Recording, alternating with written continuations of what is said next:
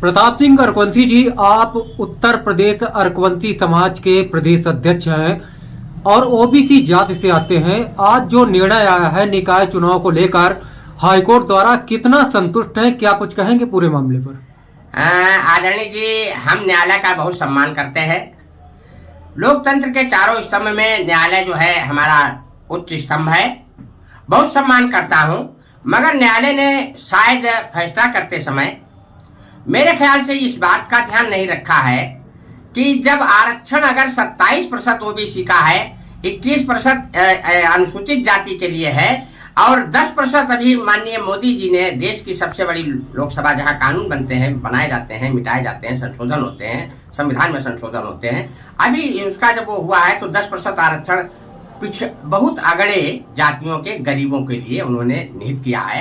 ऐसे में अगर ओबीसी की सारे आरक्षण समाप्त करके सामान्य सीटें कर दी जाएंगी तो देश की सारी, मेरे ख्याल से सारी व्यवस्था ही पंगु हो जाएगी। फिर संविधान पर उंगलियां उठेंगी, फिर व्यवस्था पर सारी उंगलियां उठेंगी। लोग सशंकित होंगे कि आज ओबीसी का आरक्षण समाप्त कर रहे हैं, कल एससी का भी आरक्षण समाप्त कर देंगे, परसों जो है ये सामान्य जाति के जो 10% का आरक्षण है उसको भी समाप्त कर देंगे। तो माननीय न्यायालय से हम तो अनुरोध करेंगे, हम तो इस लायक है भी नहीं कि न्यायालय से को कोई सलाह दे सके। न्यायालय का सम्मान करते हुए, न्यायालय का सम्मान करता हूं, लेकिन न्यायालय के आए हुए फैसले को मैं सिरे से खारिज करता हूं। यह फैसला हम लोगों के लिए, भविष्य के लिए कतई घातक है, मेरे बच्चों के लिए घातक है और उत्तर प्रदेश में ओबीसी की जितनी जातियां हैं उन सबको मिटा देने के लिए घातक है।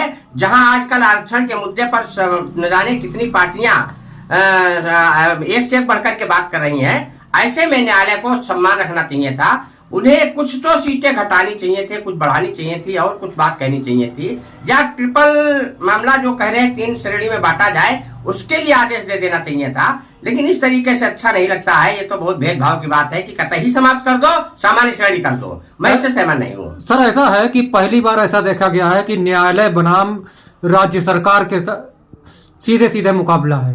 देखिए, न्यायालय जो है मेरे ख्याल से न्यायालय पर टिप्पणी करना ज्यादा उचित नहीं है और सरकार हमारी इतनी लोकप्रिय है, मैं समझता हूं कि सरकार इस फैसले को कतई नहीं मानेगी। या तो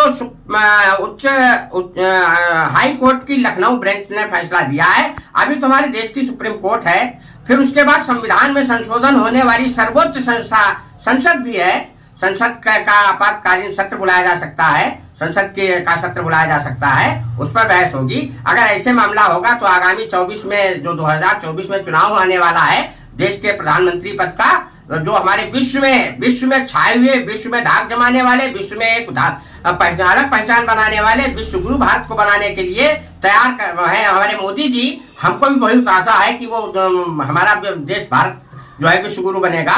वो मंशाएं सारी धूल सलित हो जाएंगी ऐसे इस न्यायालय के फैसले से। ओबीसी सारा कहीं और चला जाएगा, वो भाजपा के पास नहीं रहेगा, वो गुस्सा उतार देगा।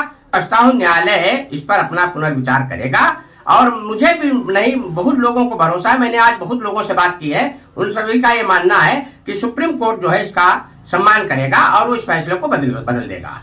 विपक्ष, अभी तक विपक्ष की कोई टिप्पणी नहीं आई है, क्या लगता है विपक्ष इस मामले में साथ होगा सरकार के? नहीं, हम तो चाहते हैं कि विपक्ष को राजनीति से दूर रखा जाए और जब सरकार भी राजनीति नहीं कर रही है, ये पता नहीं कैसे।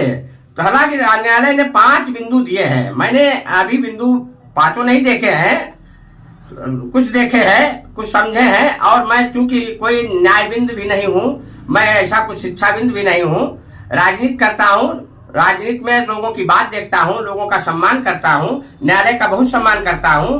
तो विपक्ष की जहां तक बात है, देखो विपक्ष तो वो भारतीय जनता पार्टी को घेरने की बात करेगा, वो कमियां पहले भी निकालता था, आज भी निकालेगा। भारतीय जनता पार्टी बहुत अच्छा कार्य कर रही है। भारतीय जनता पार्टी और भारतीय जनता पार्टी के उत्तर प्रदेश के सरकार के मुखिया माननीय योगी आदित्य महाराज जी, प्रदेश अध्यक्ष माननीय, ये लोग जो है और राष्ट्रीय नेता जो है हमारे, शायद विचार मंथन कर रहे होंगे। ये एक फैसला अच्छा नहीं है, इसको मैं अच्छा नहीं मानता हूँ, खासकर ओबीसी के लिए तो अच्छा कतई नहीं है। जैसे बिलग्राम की सीट ही देख ली जाए, ओबीसी में गई, अब यहाँ पर आ जाएंगे तमाम वो लोग, धनाढ्य लोग चुनाव लड़ने के लिए कि जिन्होंने अवैध तरीके से पैसा पैदा किया या अनवैध तरीके से। तो आजकल तो ये सब होता है चुनाव में, अरे भाई, हमने तो यहाँ तक सुना देखा है, लोग बताते हैं कि बहुत पैसा बर्बाद होता है, बहुत सब कुछ। न्यायालय को एक ऐसी व्यवस्था देनी चाहिए थी कि जिससे सरकार भी अच्छी रहती, सरकार संतुष्ट रहती, ओबीसी सामान्य और जो एससी जाति के लोग हैं वो संतुष्ट रहते और कुछ अच्छा फैसला बीच का आता।